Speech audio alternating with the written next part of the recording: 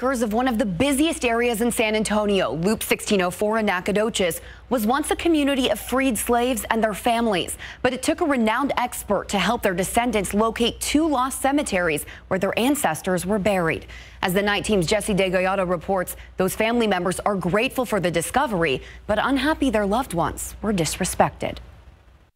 This was all ours. All of this was ours. And that's where our family was buried at one time. Until 1986, a national expert on African American landmarks discovered their graves had been disinterred.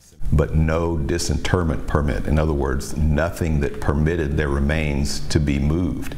Apparently without notifying the families. It's still bugging me to this day, because somebody got away with something. They weren't moved really to protect them. It was just to get them out of the way. The irony, now prime real estate, the land was never developed. Inside this wooded, vacant lot is where the original cemetery was located.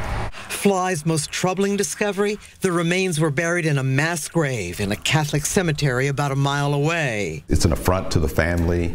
It's an issue of social justice. Some things just never change, and this is an example of that. This was her first time seeing it for herself. Here's the marker right here. Oh, wow. Among those buried here, A buffalo soldier. To be in a mass grave.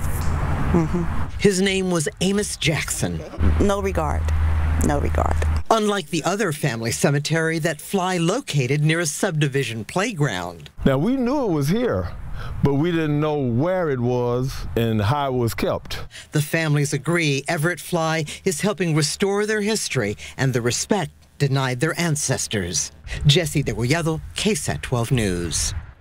Everett Fly is meeting next week with the current property owner and city archaeologist. They want to confirm all the remains were disinterred, not just the 66 sets of remains that were placed in the mass grave at Holy Cross Cemetery.